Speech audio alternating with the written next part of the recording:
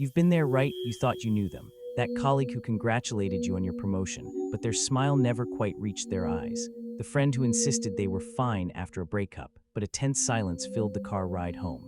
You keep misjudging the people in your life, and it's leading to a constant cycle of frustration, confusion, and missed connections.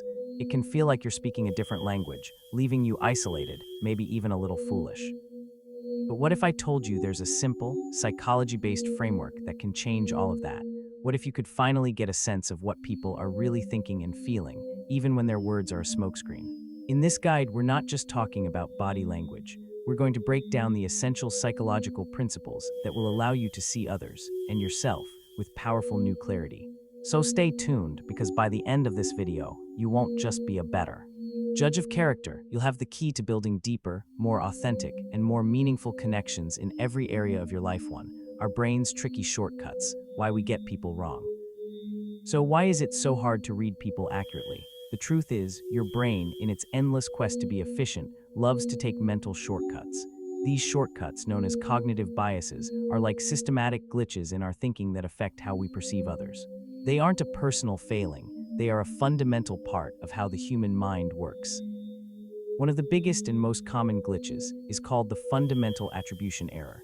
This is our tendency to believe that other people's actions reflect who they are, their personality, while massively underestimating the power of the situation they are in. When another driver cuts you off, your first thought isn't, maybe they're in a hurry for a family emergency. Your brain defaults to, that person is a rude, selfish jerk. We jump to a character judgment. Yet when we are late for a meeting, we blame the traffic or a call that ran long. We blame the situation. This single bias is the source of countless misunderstandings, causing us to label people as incompetent, lazy, or insensitive, when external factors are the real culprit. Next up is confirmation bias. Once we form a first impression that someone is friendly or arrogant or untrustworthy, our brain unconsciously starts looking for evidence to prove itself right. We then tend to notice and favor information that confirms our initial theory, while often scrutinizing, downplaying, or outright ignoring evidence that contradicts it. Did your new boss seem a bit cold in your first meeting?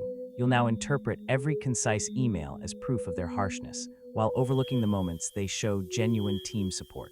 It's like our brain becomes a biased detective, only collecting clues that fit its preferred suspect.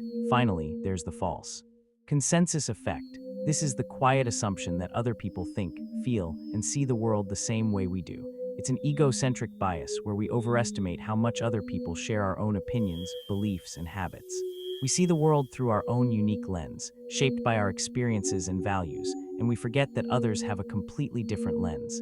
This leads us to expect others to react as we would, and then feel confused or hurt when they don't.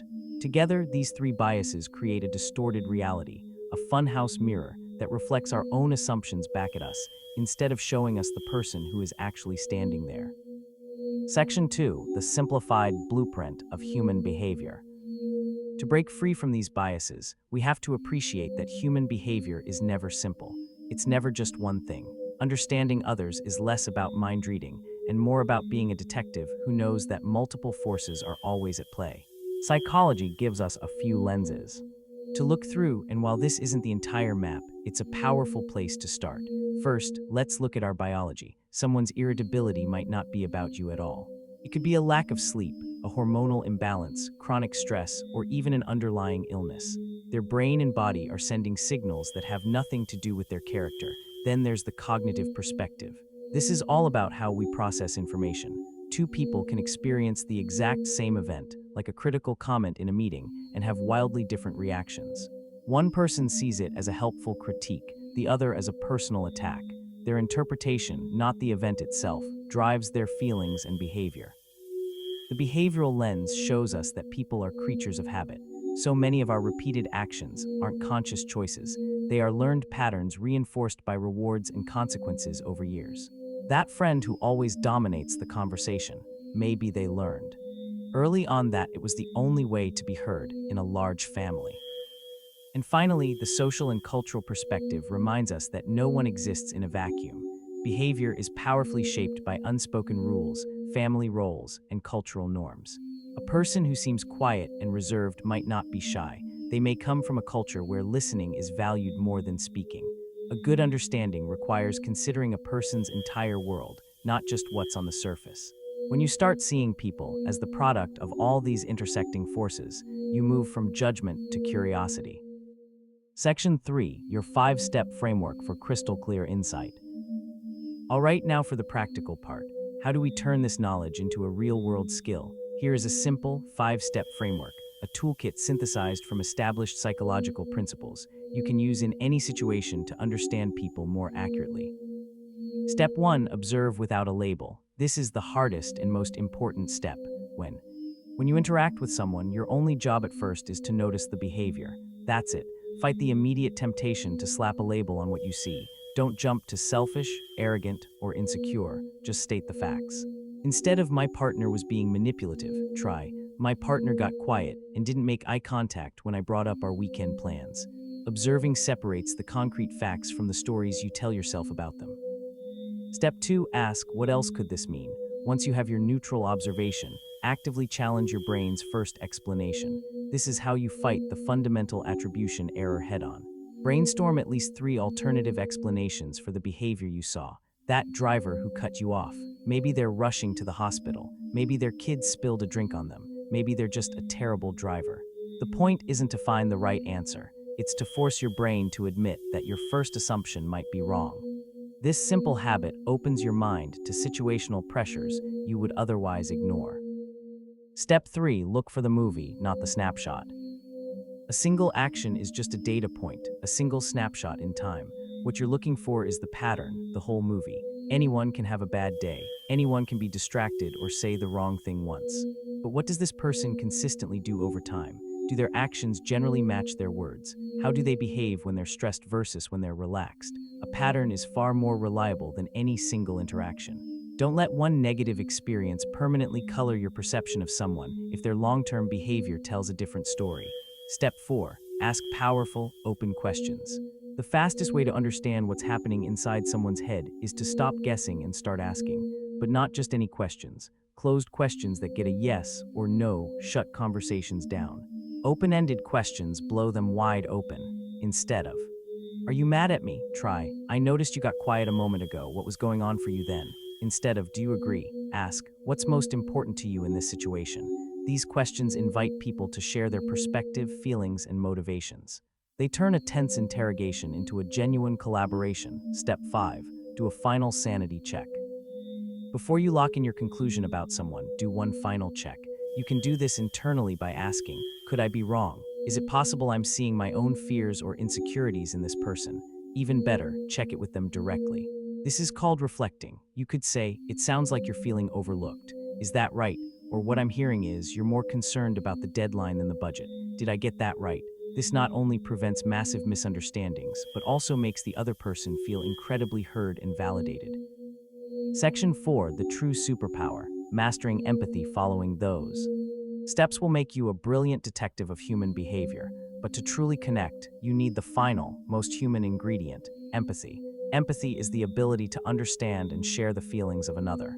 Our brains are complexly wired to help us connect with others. You may have heard of mirror neurons, which are thought to play a role by firing both when we perform an action and when we see someone else do it. But empathy is bigger than just one type of neuron. It's a brain-wide ability involving multiple neural networks that allow us to tune into others.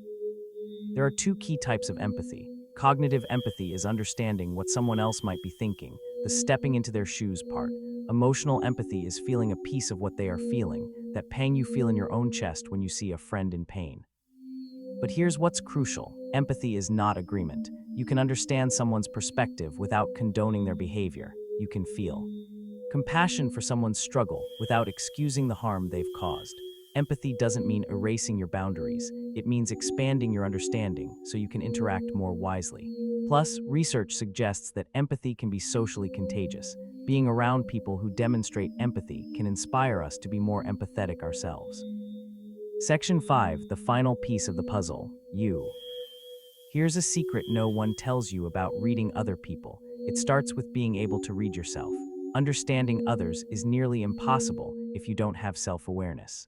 Your own feelings act as a powerful filter on how you see the world. If you're feeling anxious and insecure, you're more likely to interpret a neutral comment as criticism. If you're feeling angry, you might perceive aggression where there is none. Your own triggers, biases, and emotional baggage are constantly coloring your perception of others. Before you try to figure someone else out, take a moment to check in with yourself. Ask, what am I feeling right now? Why am I reacting so strongly to this? Am I assuming the worst case scenario? Often, the confusion we feel about others is just a reflection of the noise within ourselves. The more you understand your own mind, the clearer your vision of others will become. Conclusion and CTA. So this guide isn't about a magic trick for reading minds. It's about building a skill and a practice. It's about committing to assume complexity instead of malice, to observe carefully, ask better questions, look for patterns, and lead with empathy. People are complex, but understanding them doesn't have to be a source of frustration.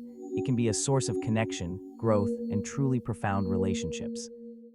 Now I want to hear from you. Which of the cognitive biases we talked about, the fundamental attribution error, confirmation bias, or the false consensus effect, do you notice showing up most often in your own life? Share your experience in the comments below. There's no judgment here, only a community of people trying to understand each other a little better. And if you're ready to keep building stronger connections, make sure you subscribe and hit that notification bell. We have so much more to explore together. Thanks for watching, and go start seeing the world with new eyes. If you have any questions or thoughts about this topic, drop them in the comments below. Stay tuned for more videos on psychology and the human mind. And if you enjoyed this video, don't forget to like, share, and subscribe to the channel.